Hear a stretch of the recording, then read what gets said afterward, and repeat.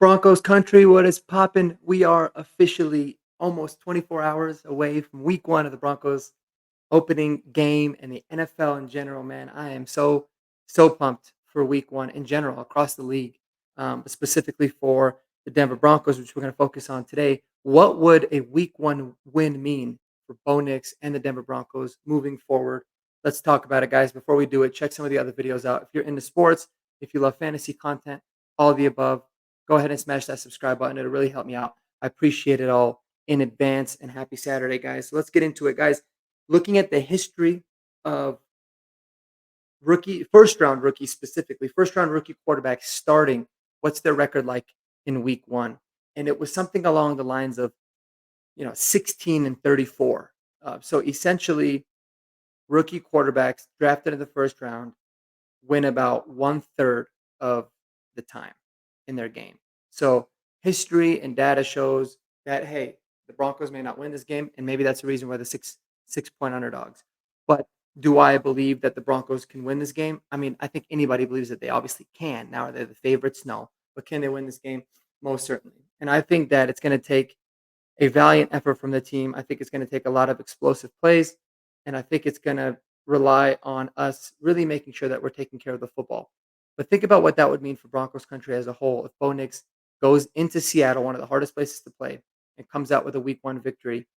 What's that going to mean? I mean, I couldn't even imagine because, to be honest with you, there was so much hype after just preseason games.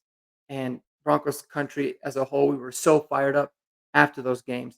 So if that's translated into the regular season, that's obviously going to be huge, and I think it sets a huge bar for the team. Now, why is it so important? It's not just important for you know the Broncos as a whole, for Bo Nix in terms of starting out his career, because you're never going to judge a quarterback and how successful he's going to be by winning his first game.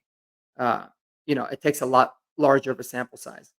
But the Broncos have kind of a gauntlet of a schedule when you look at it, right? We start off with Seattle on the road, and then we are playing against Pittsburgh at home. And then we got back-to-back road games. We go to Tampa and we go to New York. Both tough places to play, East Coast games, and they're against two pretty dang good opponents. I think Tampa's going to be pretty solid again this year, and obviously the Jets are going to be significantly more improved. So I always said, looking through the first 4 games, if you can start 2-2, you're setting yourself up really well for the season. I think that would be awesome if we can start 2-2. But if you start behind the 8 ball, that means you're gonna have to win 2 of the next 3 against pretty dang good opponents. So this particular game is huge in terms of setting up that first quarter of the season goal of being 2-2. And so that just makes this game more and more important. Now, how can the Broncos do this? How can Bo Nix do it?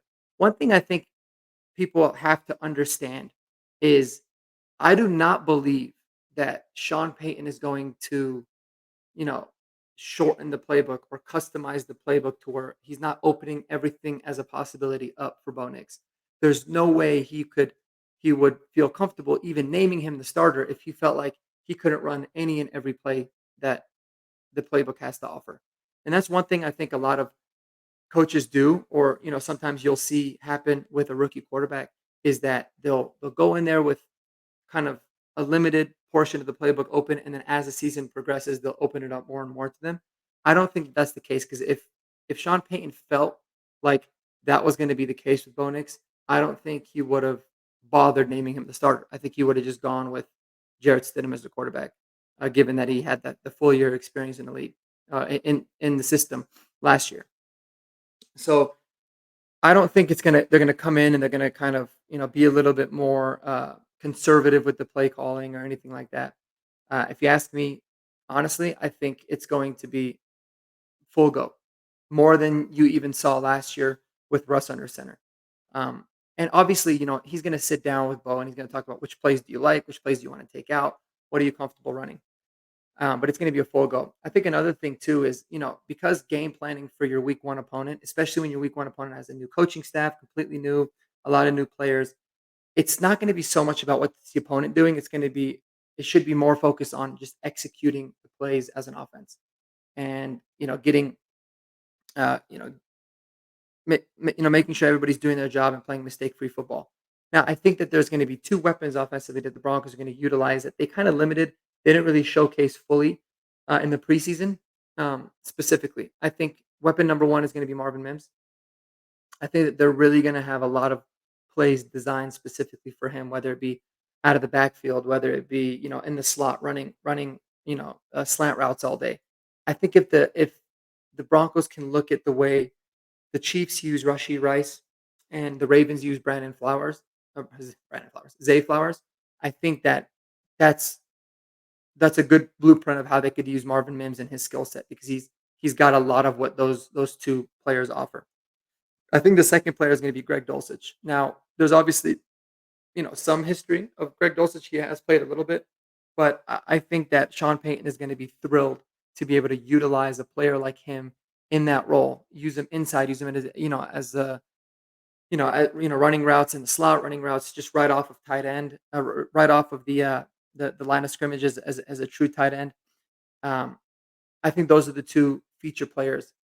Obviously, Josh Reynolds is going to get his fair share of targets. Obviously, Cortland Sutton's going to get his fair share of targets. But with the defense really focusing as much as they can on stopping the run game and stopping Cortland Sutton, I think those are the 2 guys that can really create mismatch nightmares for us um, offensively. That I'm really excited to see. On the flip side, I am terrified that Noah Fant is going to be the the X factor for them offensively. I think you can eliminate DK with PS2. I think you can put Riley Moss on JSN or Lockett and give him some help and be able to limit that. But I don't know who on this defense is going to be able to stop somebody like a Noah Fant. You look at the way that the offense is going to run. He's a very talented player, but Vance Joseph as a whole has a history of getting torched by tight ends. And with Cody Barton stepping in for Josie Jewell, I think that that's one place that if I was Seattle, I would look to execute, and I'm curious to see how the Broncos would counteract that. So that's kind of my last minute thoughts. So guys, it's almost here upon us. We will have post game reaction, no doubt tomorrow. So I'll either be really good mood or I'll be very depressed and angry and crying. But regardless of how it's going to go, we are going to break it down for y'all. Until next time, guys, remember to enjoy the day. If you like college football, watch some college football, spend time with those people that you love, and we'll talk to y'all tomorrow, man. Let's get it. Let me know what you guys think in the comments below about what would a Bo Nix win mean for this franchise and for the Broncos as a whole. Till then, guys, take it easy. Mahi salute, and until next time, peace.